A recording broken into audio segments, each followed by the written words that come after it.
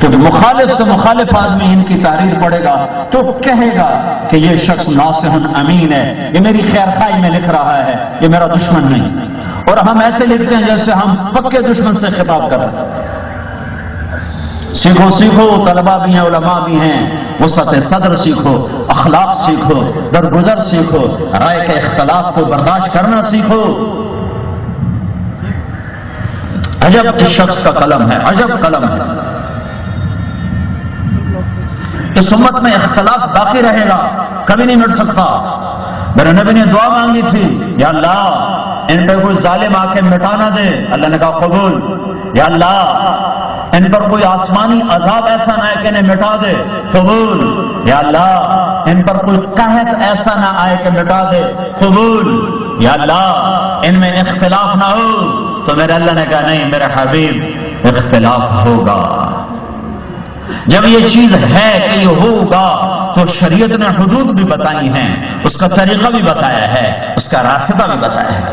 امام شافعی ابو حنیفہ رحمۃ اللہ علیہ کی مسجد میں آئے اور رفع یدین نہیں کیا۔ لوگوں نے کہا آپ تو سب سے بڑے داعی ہیں رفع یدین کے، آپ نے کیوں نہیں کیا؟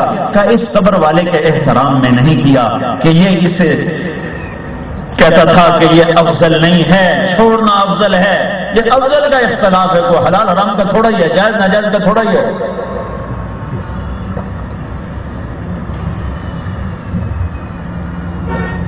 تو شریعت نے امت بنو امت، تم دیکھتے نہیں ہو کہاں ہم پہنچ چکے ہیں، آگ ہی آگ ہے، خون ہی خون ہے۔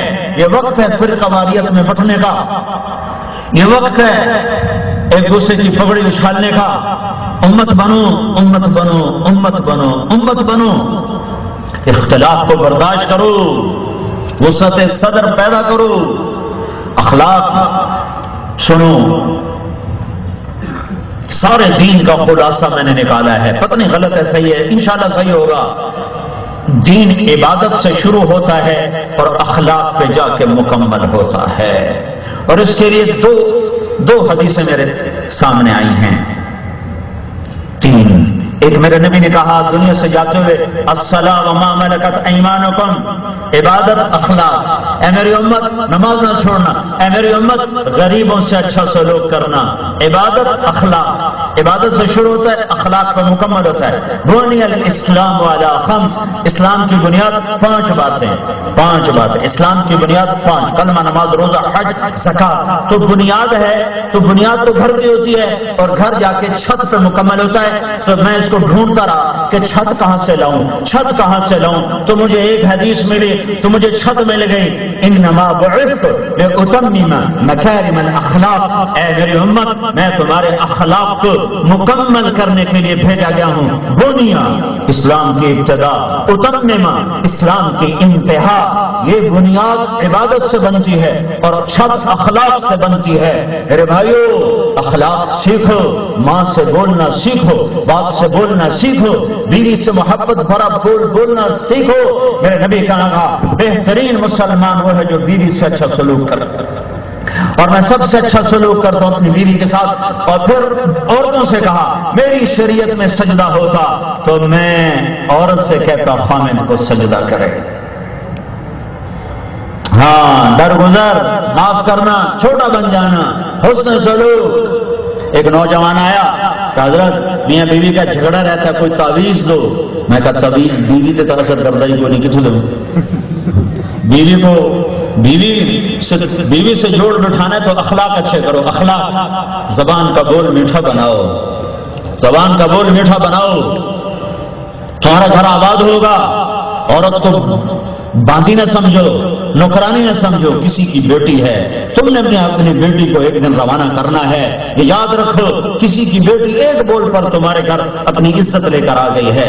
اب تم کہتے ہو جا گھروں پیسے بھی لیتے آتے، فریج بھی لے آتے، موٹر بھی لے آتے، لعنت اللہ کی بھی برسی ہوگی اور مخلوق کی بھی برسی ہوگی جو اتنے مقدس رشتے کو پیسوں پہ بیچ دیتے ہیں۔ تیرے کو جتنا تو کچھ ہے نہیں، تیرے کو جتنا تو کوئی ہے نہیں، جس نے تجھے بیٹی دے دی اور تجھے کیا چاہیے؟ زمین۔ اگر یہ جزا سزا کا جہان ہوتا تو ایسے لوگ زمین میں دھنسا دیے جاتے۔ میں نے اسے کہا تو یہ کر، جب گھر جائے تو 2-4 لقمے بیوی کو ہاتھ سے کھلا دینا۔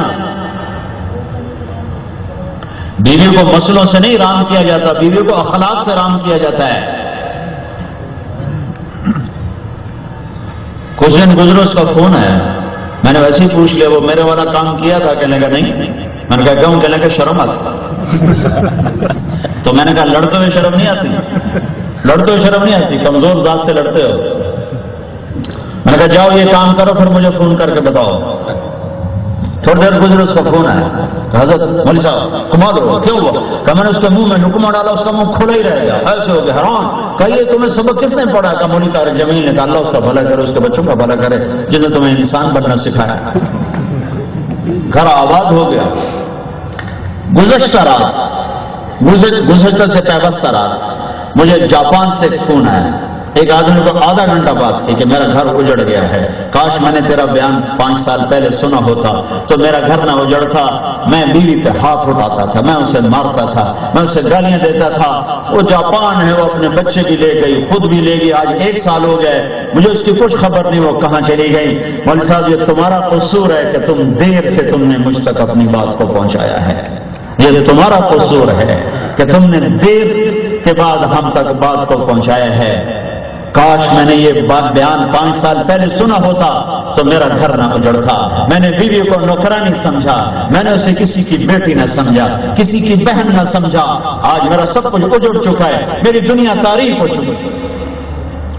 ہاں یہ بڑے دکھی مسائل ہیں جو ممبر سے بیان نہیں ہوتے ہیں، اور یہ گھر گھر میں آگ لگی ہوئی ہے۔ مسلم شریف کی روایت ہے شیطان روزانہ کچہری لگاتا ہے۔ ہاں بھائی، اپنے شیطانوں سے پوچھا کیا کیا کیا کیا کیا کیا؟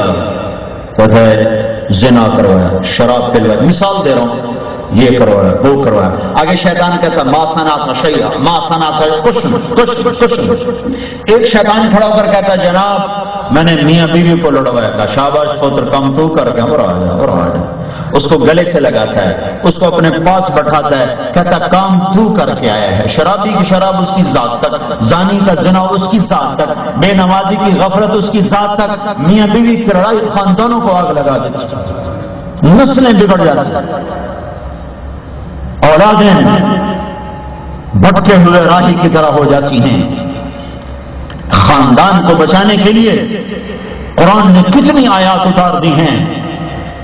یہ زبان کا بول میٹھا کرو، یہ ناگن بھی ہے، پھول بھی ہے، یہ زہر بھی ہے، یہ تریاق بھی ہے، یہ شہد بھی ہے، یہ زہر بھی ہے۔ اگر تم نے اسے میٹھا کر لیا تو دنیا تمہارے قدموں پہ جھکے گی، تم نے اسے زہریلا کر لیا تو تم ماں باپ کو بھی ڈسو گے، اولاد کو بھی ڈسو گے، بیویوں کو بھی برباد کرو گے، اور آگ جہنم بھی تمہارا استقبال کرے گا۔ میرے نبی نے فرمایا سب سے زیادہ جہنم میں گرانے والی یہ زبان ہے، یہ آپ نے معاذ بن جبل سے فرمایا معاذ افلا انبئک بملاک الامر کلہ، معاذ تمہیں سارے دین کا بادشاہ بتاؤں؟ اجل یا رسول اللہ۔ تو میرے نبی نے زبان باہر نکالیا، مجھے دیکھو جیسے معصوم بچے کو سمجھایا جاتا ہے، معاذ جس کے ہاتھ میں قیامت کے دن علماء کا جھنڈا ہوگا، معاذ اسے قابو میں رکھو۔ اور مولوی کو 2 چیزیں قابو میں رکھنے کی ہیں، ایک قلم ایک زبان۔ عوام کے ہاتھ میں قلم کو، مولوی کو 2 چیزوں میں قابو رکھنے کی ضرورت ہے، ایک قلم پہ قابو رکھے، ایک زبان پہ قابو رکھے۔ اس کا قلم بڑا قیمتی ہے، یہ چلا تو آج تک دین موجود ہے، یہ نہ چلتا تو دین کیسے باقی؟ حق و باطل میں نکھیڑا کیسے ہوتا؟ بدعت اور سنت میں فرق کیسے ہوتا؟ صحیح اور خطا میں فرق کیسے ہوتا؟